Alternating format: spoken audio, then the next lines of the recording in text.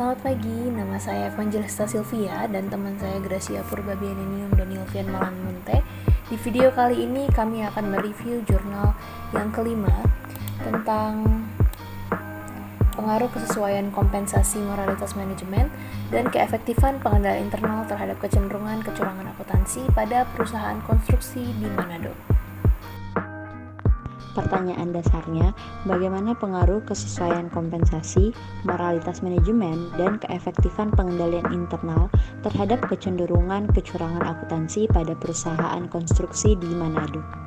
Untuk metode penelitian yang digunakan yaitu metode deskriptif, di mana peneliti meneliti setiap objek berdasarkan fakta-fakta yang ada dengan mengumpulkan, mengolah, dan menganalisis berbagai macam data untuk menarik suatu kesimpulan.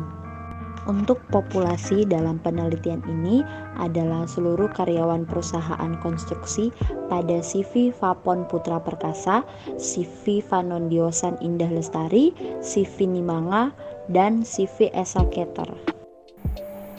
Teknik pengambilan sampel dalam penelitian ini berupa purposive sampling, di mana hanya seseorang atau sesuatu hal yang diambil sebagai sampel.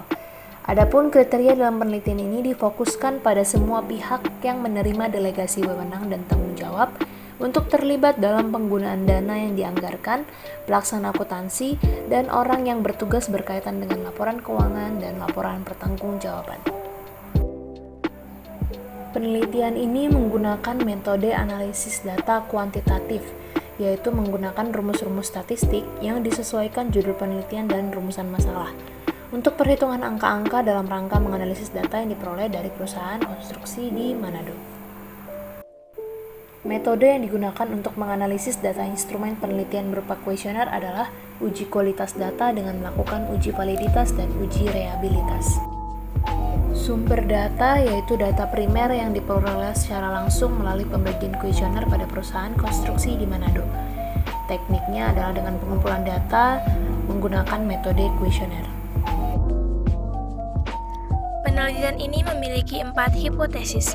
Hipotesis yang pertama, kesesuaian kompensasi moralitas manajemen dan keefektifan pengendalian internal berpengaruh terhadap kecenderungan kecurangan akuntansi. Hipotesis yang kedua, kesesuaian kompensasi berpengaruh terhadap kecenderungan kecurangan akuntansi. Hipotesis yang ketiga, moralitas manajemen berpengaruh terhadap kecenderungan kecurangan akuntansi. Hipotesis keempat, keefektifan pengendalian internal berpengaruh terhadap kecenderungan kecurangan akuntansi. Hasil dan pembahasan dalam penelitian ini sebagai berikut. Kesesuaian kompensasi dan keefektifan pengendalian internal secara bersama-sama mempengaruhi variabel dependen kecenderungan kecurangan akuntansi secara positif. Maka hipotesis 1 diterima. Kesesuaian kompensasi tidak memiliki pengaruh terhadap kecenderungan kecurangan akuntansi. Maka hipotesis 2 ditolak. Moralitas manajemen tidak memiliki pengaruh terhadap kecenderungan kecurangan akuntansi. Maka hipotesis 3 ditolak. Keefektifan pengendalian internal berpengaruh signifikan terhadap kecenderungan kecurangan akuntansi. Maka hipotesis 4 ditolak. Untuk kesimpulan dari penelitian, yang pertama, kesesuaian kompensasi moralitas manajemen dan keefektifan pengendalian internal secara bersama-sama berpengaruh terhadap kecenderungan kecurangan akuntansi. Yang kedua, kesesuaian kompensasi tidak memiliki pengaruh terhadap kecenderungan kecurangan akuntansi pada perusahaan konstruksi di Manado. Yang ketiga, moralitas manajemen tidak memiliki pengaruh terhadap kecenderungan kecurangan akuntansi pada perusahaan konstruksi di Manado. Dan yang terakhir, terdapat pengaruh positif dan signifikan antara keefektifan pengendalian internal dengan kecenderungan kecurangan akuntansi pada perusahaan konstruksi di Manado.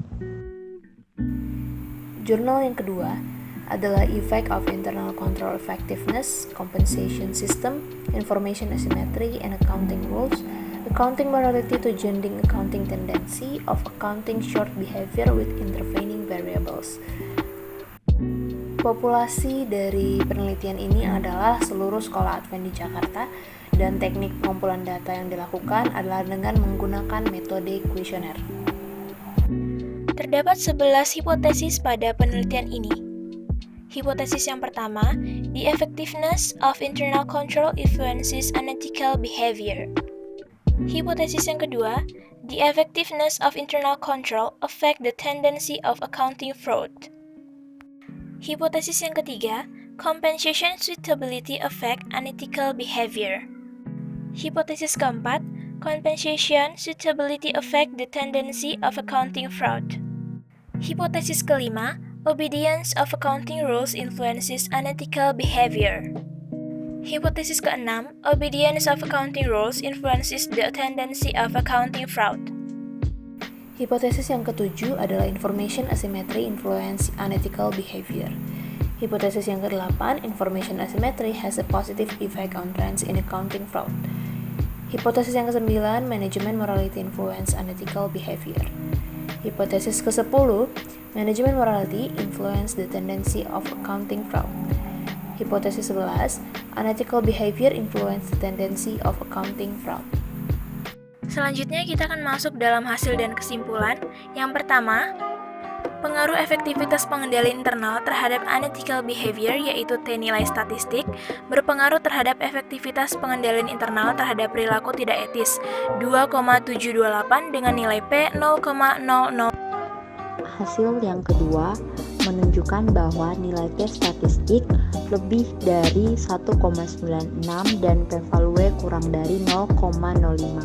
Artinya, ada pengaruh signifikan efektivitas pengendalian internal terhadap kecenderungan kecurangan akuntansi.